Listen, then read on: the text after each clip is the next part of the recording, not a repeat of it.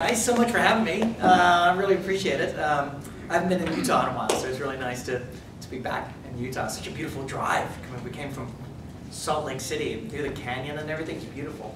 And those beautiful gushless poems, just fantastic. Thanks, Star, for reading those. Chad, that's a pretty violent hunting accidents aren't funny, so let's remember that. But get a pass. Yeah, I just really appreciate you guys having us, and it's really great. I love libraries. I think can we have another hell yeah for libraries? Because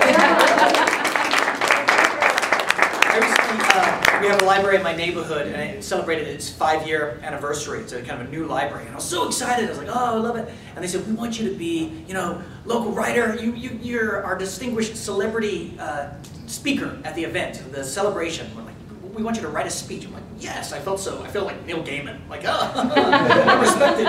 And then they put out the announcement, and they go, like, "Celebrate Twin Oaks 5-year anniversary library," and this is literally on the poster. Puppet show, games, Owen Egerton. It was like Spinal Tap. I was after a puppet show, way under. So it was a good puppet show too. It actually was better than what I said.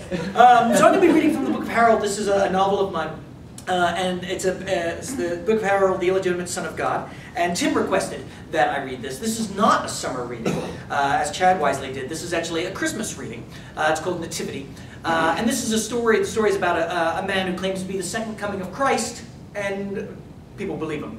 So this is the beginning. It's kind of from the point of view of his closest disciple and his Judas.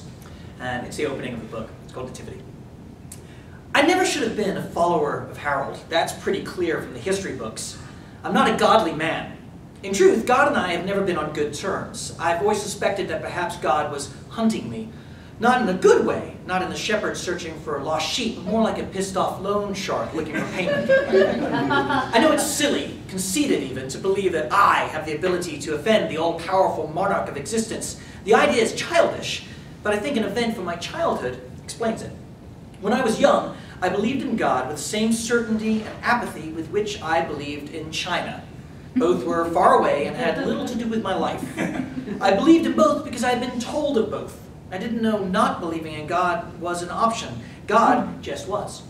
My family went to a church every now and then, and I would be dropped off in the bright green and blue Sunday school room. We were irregular attendees, but by chance, in my 9th year, we showed up on the day of casting for the live Christmas nativity scene.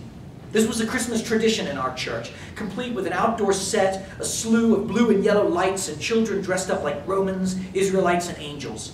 A scratched vinyl album passed down through the years played the entire story, complete with a game show announcer-style narration and full choired carols. All the kids did was mouth along. Miss Pock had been directing the Nativity for 10 years. She was a single woman in her late 40s who smelled of hairspray and potpourri. And for her, the live nativity was as holy as any hymn, any prayer, any stained glass window. Miss Pock cast most of the 2nd graders as the angelic choir. A handful of 4th graders were assigned the roles of cowering shepherds. One lanky 3rd grader was made King Herod, and the part of Mary was given to a girl named Mary, a coincidence which made the assignment inevitable to all of us.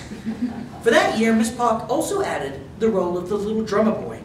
"But there is no little drummer boy in the Bible," Mary pointed out. "Oh, yes, he's in there," Miss Pock answered. "He's not on the album," Mary said. "We'll figure something out." She gave the role of the little drummer boy to her 6-year-old nephew, Trevor. I, much to my surprise, was given the role of Joseph.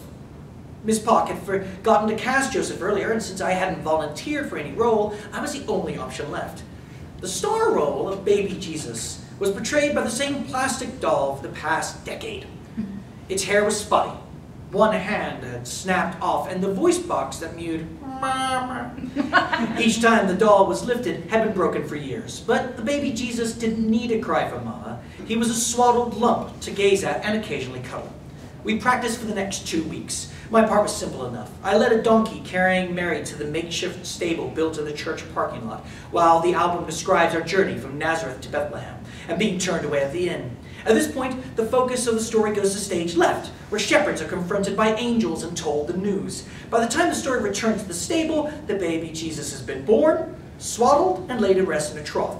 All I had to do was stand at the trough/crib with Mary and look gooey and fatherly while shepherds and wise men visit. After the record announces that the wise man's gifts and plays We Three Kings, Trevor has his big scene. He picks up the microphone, which is lying on the bale of hay by the trough, and recites the scene's one live line. We had the microphone hooked up just for it. "Jesus, I am so poor, all I have is a song," was all Trevor had to say. Then he was to place the microphone back on the hay bale beside the sleeping Jesus doll. This gave Miss Pop just enough time to change records to the Christmas Classics album, which played The Little Drummer Boy, while Trevor pretended to play and the rest of us swayed back and forth. At the end of the song, Miss Pop put the Nativity album back on, and the show ended with an abbreviated version of Handel's Messiah being mouthed by angels dressed in white sheets like hoodless clan members. It was a hell of a show. Trevor did a fine job, except for his one line. He didn't say, "Jesus, I am so poor." He said, "Jesus, I'm so poor." Like a low-wage earner taking the Savior's name in vain. The first 2 nights went fine. A few of the angels cried on night 1, and the donkey nibbled on Mary's robe on night 2. But the show was a success, and people even enjoyed the addition of the Little Drummer Boy. Our last performance was Christmas night. The crowd was the biggest yet, flashing pictures as Mary and I entered from behind the gym. The donkey had been getting grumpier and grumpier every night, and now was protesting his involvement by dropping balls of dung every other step. Now that wasn't so bad, until a wise man approaching the cradle slipped on a dropping and doused the microphone with myrrh. Even that didn't seem so important, until the record player went silent and Trevor reached for the wet microphone. "Jesus!" was all he got out. He threw the microphone down and rubbed his hand. The microphone landed right on top of the baby Jesus with a nasty amplified bonk. For a moment, we were all quiet, wondering what to do next, when a miracle happened. The voice box inside baby Jesus came back to life. "Mama," said baby Jesus. The crowd gasped. Jesus had a line. It looked like everything was going to be fine, but then the baby said, "Mama," again, and then again, "Mama." Mary, played by Mary, was too surprised by the change in script to react, so the new mother motionlessly stared down as her child called out for her, "Mama." On Jesus' fourth "Mama," the voice box got stuck, and the baby wailed one long, "Mama." The cry then slowed and warped, as if Mary had accidentally birthed the baby Satan. I reached in and I tried to move the microphone, but it shocked me and I yanked my hand away, shouting an expletive. I was later told it looked as if the newborn had snapped at my fingers.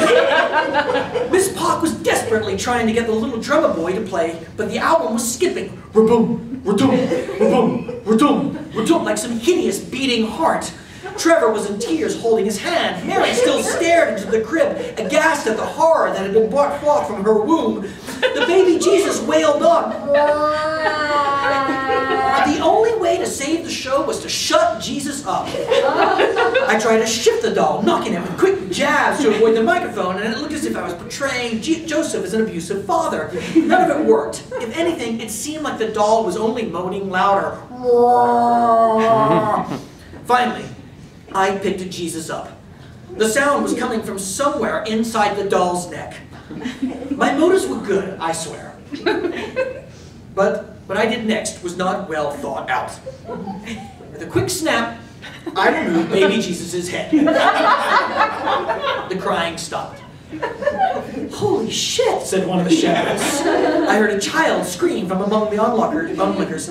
In one hand, I had Jesus' head, and in the other, his body quickly unswaddling itself. Even the donkey seemed freaked out. The record player skipped to the next song in the Christmas Classics album, which happened to be Frosty the Snowman. The lights went out, and the crowd, unsure of what to do, applauded.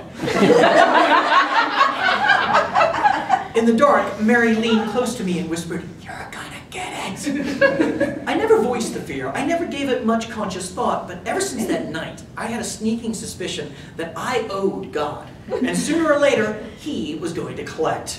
Years later, I met Harold Peaks. Well into his 30s, a little thick around the waist, with a half-inch crop of hair, never more, never less, and a goofy, show-it-all grin.